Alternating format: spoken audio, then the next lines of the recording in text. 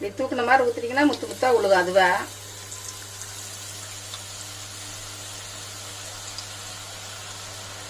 நல்லா அழுத்தி அழுத்தி உருண்டை பிடிச்சிடலாம்.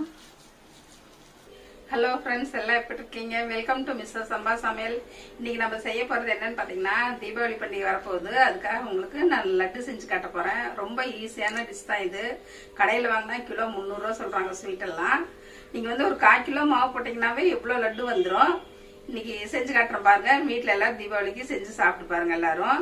தேவையான பொருள் என்னன்னு பார்க்கலாம். வீடியோக்குள்ள போகலாம் வாங்க. இதுக்கு 1 டம்ளர் கடல மாவு எடுத்திருக்கேன். இது 200 கிராம் வரும். அதுலேயே வந்து 3/4 டம்ளர் வந்து சர்க்கரை எடுத்துக்கணும். நம்ம கடல மாவு எதில் எடுக்கிறோமோ அதுலேயே வந்து சர்க்கரை எடுத்துக்கோங்க. தேவையான அளவு முந்திரி, தேவையான அளவு திராட்சை. ஃபர்ஸ்ட் நம்ம மாவை கரைச்சி வச்சுக்கலாம். கடல மாவு ஃபர்ஸ்ட் போட்டுடலாம். டேஸ்ட்டுக்கு லைட்டாக உப்பு போட்டுருங்க.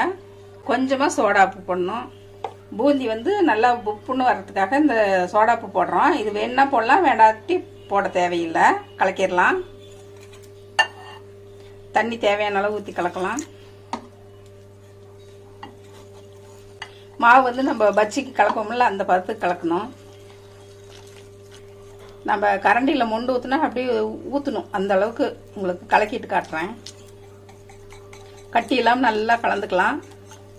இப்படி தூக்கி ஊற்றினா ஊற்றணும். அந்த அளவுக்கு கரைச்சிக்குங்க. ரொம்ப தண்ணியாட்ட வேண்டாம். இப்போ இதுக்கு பார்த்தீங்கன்னா ஒருத்தர் மஞ்சத்தூள் போடுவாங்க, இல்லாட்டி மஞ்சள் கலர் கேசரி பவுடர் போடுவாங்க. நம்ம இன்னைக்கு இப்படியே செஞ்சிடலாம். இந்த அளவுக்கு இப்படி கரண்டியில் எடுத்தால் இப்படியே ஊற்றணும். இந்த அளவுக்கு கரைச்சிக்குங்க. மாவு பார்த்தீங்கன்னா இந்த பார்த்து கரைச்சி வச்சுக்கோங்க. இது ஒரு 1/4 மணி நேரம் ஊறட்டும். நம்ம அதுக்குள்ளே சர்க்கரை பாவு காய்ச்சிக்கலாம்.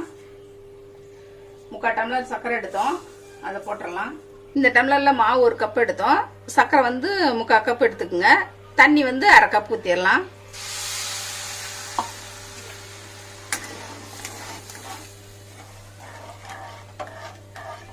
சர்க்கரை நல்லா கரையிட்டோம். கரைஞ்சதுக்கப்புறம் ஒரு கம்பி பதம் வந்ததும் அடுப்பு ஆஃப் பண்ணிடலாம். இது ஒரு 5 நிமிஷம் ஆகும் கரையிறதுக்கு. கரைஞ்சது டக்குன்னு ஒரு கம்பி பதம் வந்துடும். கொஞ்சம் விட்டிங்கன்னா நல்லா முறியும், மறுபடியும் இப்படி சர்க்கரையாட்டு பிறுபிறுன்னு ஆயிரும். அதனால் கொஞ்சம் கிளறி விட்டுக்கிட்டே இருக்கலாம். இந்த லட்டுக்கு பார்த்தீங்கன்னா இந்த பாவு பதம் தான் முக்கியம். இதை செஞ்சிட்டோம்னா டக்குன்னு பூந்தி போட்டு லட்டு பிடிச்சிடலாம். நம்ம இதெல்லாம் பார்த்தீங்கன்னா செய்யறது கஷ்டம்னு நினச்சிட்டு கடையில் வாங்கி சாப்பிட்டுட்டு இருக்க வேண்டாம். நம்ம வீட்லேயே செஞ்சோம்னாக்கா எவ்வளோ லட்டு வரும். நீங்களே ஆச்சரியப்படுவீங்க, 1/4 கிலோ மாவுக்கு இவ்வளோ லட்டான்னு. ரொம்ப சிம்பிள். ஒரு 1/4 மணி நேரம் அடுப்பிட்டு நின்னோம்னா நம்ம லட்டு செஞ்சு முடிச்சிடலாம். நல்லா இப்படி முட்லியாக வரும் எல்லா பக்கமும். இது வந்ததுமே கொஞ்ச நேரத்தில் கம்பி பதம் வந்துடும். எப்படி சுற்றிலி முட்லி வருது பாருங்கள். இது வந்து முடிச்சதுமே கொஞ்ச நேரத்துலேயே கம்பி பதம் வந்துடும். நம்ம சர்க்கரை போட்டு தண்ணி ஊற்றிடணும். ஹை ஃப்ளேமில் இருக்கட்டும். கொஞ்சம் நேரம் இப்படி நுர வந்ததும் மேலே வந்து கொஞ்சம் ஸ்லோவில் வச்சுக்கோங்க. இப்போ பாருங்கள் கம்பி பதம் வந்துருச்சான்னு பார்த்துடலாம். ஒரு கம்பி பதம் வந்துருச்சு. இதுதான் அடையாளம். இப்போ வந்து நம்ம ஏலக்காய் தூள் போட்டு அடுப்பு ஆஃப் பண்ணிடலாம். சர்க்கரையும் ஏலக்காயும் போட்டு கொஞ்சம் நுணுக்கி வச்சுருக்கேன். போட்டு அடுப்பு ஆஃப் பண்ணிடலாம். இப்போ இது வந்து ஓரமாக ஒரு பக்கம் எடுத்து வச்சுட்டு நம்ம பூந்தி பொரிச்சிடலாம். பூந்தி பொரிக்கிறதுக்கு கொஞ்சம் தாராளமாக எண்ணெய் ஊற்றுங்க. இப்போ ஆயில் வந்து நல்லா சூடாயிருச்சு. காஞ்சிருச்சான்னு பார்த்துடலாம். பொரிஞ்சு வருது. நம்ம பூந்தி போட்டுருவோம். இது மாதிரி வந்து ஓட்டை வந்து கொஞ்சம் சின்ன சின்னதாக இருக்கிற மாதிரி கரண்டி எடுத்துக்கோங்க. இந்த கரண்டிலே ரொம்ப பெரிய ஓட்டையெல்லாம் இருக்குது, அதெல்லாம் எடுக்கக்கூடாது. இந்த ஓட்டை இருக்கிறத எடுத்திங்கன்னா சரியாக இருக்கும். இல்லாட்டி பூந்தி ரொம்ப பெருசு பெருசாக வந்துடும். இப்போ நம்ம பூந்தி ஊற்றிடலாம். இப்படி தூக்குன மாதிரி ஊற்றிட்டிங்கன்னா முத்து முத்தாக உழுகும். அதுவா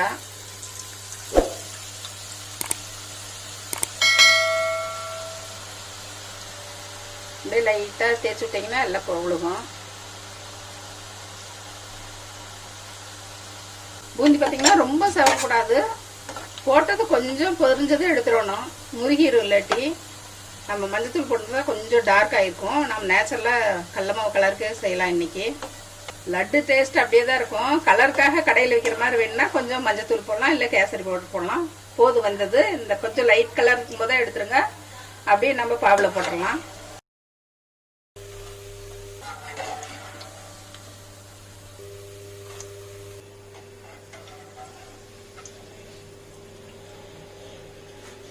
பூந்தி வந்து பொரிஞ்சதும் ஆயிலேருந்து எடுத்து நீ பாவில் போட்டு இப்படி கிளறி விட்டு வச்சுருங்க. நீ அடுத்தது ஊற்றிடலாம். ஒரு தடவை ஊற்றிட்டு அடுத்து ஊற்றும் போது இந்த ஓட்டையில் இருக்கிறதெல்லாம் எடுத்து விட்டுது ஊற்றுங்க. அப்போ தான் கரெக்டாக வரும். மாவு வலிச்சு விட்டுட்டு ஊற்றுங்க. அப்பதான் முத்து முத்தா விழுகும், இல்லாட்டி அப்படியே சப்பையாயிடும்.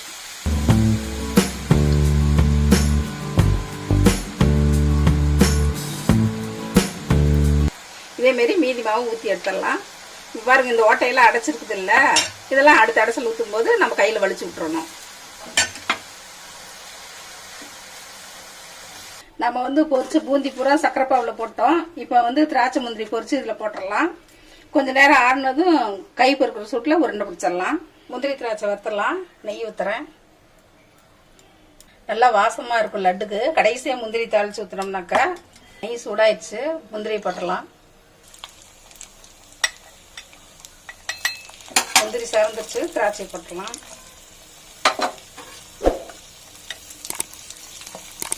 திராட்சை முந்திரியெல்லாம் பொரிஞ்சிருச்சு. இப்போ நான் வந்து பூந்தியில் ஊற்றிடலாம். இப்போ வந்து நம்ம எல்லாமே பிரட்டிட்டு நல்லா மூடி வச்சிடலாம். ஒரு 5 நிமிஷம் ஆறட்டும். அப்போதான் உருண்டை பிடிக்க நல்லா வரும். சூடும் கொஞ்சம் ஆறிக்கிட்டு கை பொறுக்கிறதுக்கு. இப்போ வந்து முந்திரி திராட்சை எல்லாம் போட்டு மிக்ஸ் பண்ணியாச்சு. மூடி வச்சிடலாம் கொஞ்ச நேரம். நம்ம லட்டுக்கு பூந்தியெல்லாம் பொரிச்சு போட்டு பாவில் ஒரு 5 நிமிஷம் ஆறட்டுன்னு விட்டோம். இப்போ திறந்து பார்த்துடலாம். நல்லா பாவெல்லாம் இஞ்சிச்சு, கை பொறுக்கிற சூடு இருக்கு. உருண்டை பிடிச்சிடலாம். வருதா பார்த்துடலாம். வருது. இப்போ வந்து கொஞ்சம் பூந்தி வந்து மிக்சியில் அரைச்சி போட்டோம்னாக்கா பூந்தி உதிராமல் இருக்கும் லட்டு. அது கொஞ்சம் இது நுணுக்கி போட்டுடலாம். மிக்சியில் நுணுக்கிட்டு வந்துடுறேன்.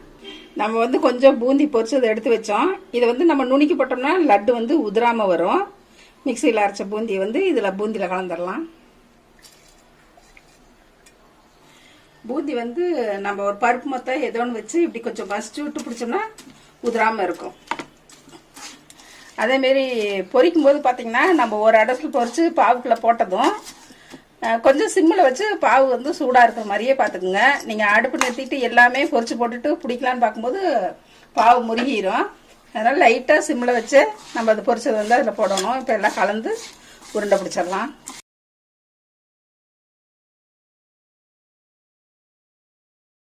நல்லா அழுத்தி அழுத்தி உருண்டை பிடிச்சிடலாம். பொறுக்கிற சூட்டில் இருந்தால் தான் உருண்டை பிடிக்க வரும். நம்ம இதேமாரி எல்லா லட்டு பிடிச்சிடலாம்.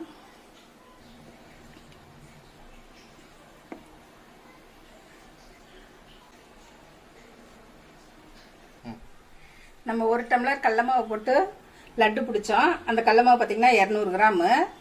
சர்க்கரை வந்து 200 கிராம் கொஞ்சம் கம்மியாக போட்டோம். இதுக்கு வந்து 16 லட்டு வந்திருக்குது. நான் வந்து கொஞ்சம் சின்ன சின்ன சைஸாக பிடிச்சிருக்கேன். இது வந்து சாப்பிட்றதுக்கு வந்து இது ஒன்று எடுத்து சாப்பிட்டா சரியாக இருக்கும். ரொம்ப பெருசாக சாப்பிட்டாலும் பாதி வைக்கிற மாதிரி ஆயிடும்.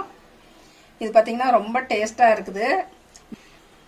லட்டு ரொம்ப சூப்பராக இருக்குது. நெய் செலவு இல்லை, கொஞ்சம் தான் செலவாகும்.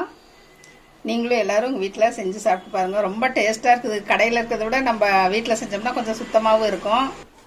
லட்டு செஞ்சிங்கன்னா ரொம்ப பெருசாக செய்ய வேண்டாம். இப்படி சின்னதாக இருந்தால் ஒரு குழந்தைங்க பெரியவங்க யாராக இருந்தாலும் ஒன்று எடுத்து சாப்பிட்டாலும் போதும். பெருசாக இருந்தால் பாதி மிச்சம் வைக்கிற மாதிரி இருக்கும், அது வேஸ்ட் ஆகிற மாதிரி இருக்கும். அதனால் குட்டி குட்டி லட்டாக பிடிங்க, நல்லாயிருக்கும். இது நம்ம வந்து வச்சு சாப்பிட்லாம். நம்ம வீட்டில் செஞ்சது நல்லா சுத்தமாக செஞ்சுருக்கோம். கடையில் எந்த ஆயில் ஊற்றி செய்கிறாங்கன்னு தெரியாது, எப்படி செய்கிறாங்கன்னு தெரியாது. நம்ம வீட்லேயே செஞ்சு சாப்பிட்டோம்னா தாராளமாக எல்லாருமே சாப்பிட்லாம். ரொம்ப டேஸ்டான லட்டு செஞ்சு காமிச்சிருக்கேன். நீங்களும் எல்லாரும் உங்கள் வீட்டில் செஞ்சு சாப்பிட்டு பாருங்கள் வர தீபாவளிக்கு. இந்த ரெசிபி பிடிச்சதுன்னா மிஸ்டர் சம்பா சமையலுக்கு சப்ஸ்கிரைப் பண்ணுங்கள். மறக்காமல் பெல் பட்டனை கிளிக் பண்ணுங்கள். உங்கள் ஃப்ரெண்ட்ஸுகளுக்கு ஷேர் பண்ணுங்கள். தேங்க்யூ.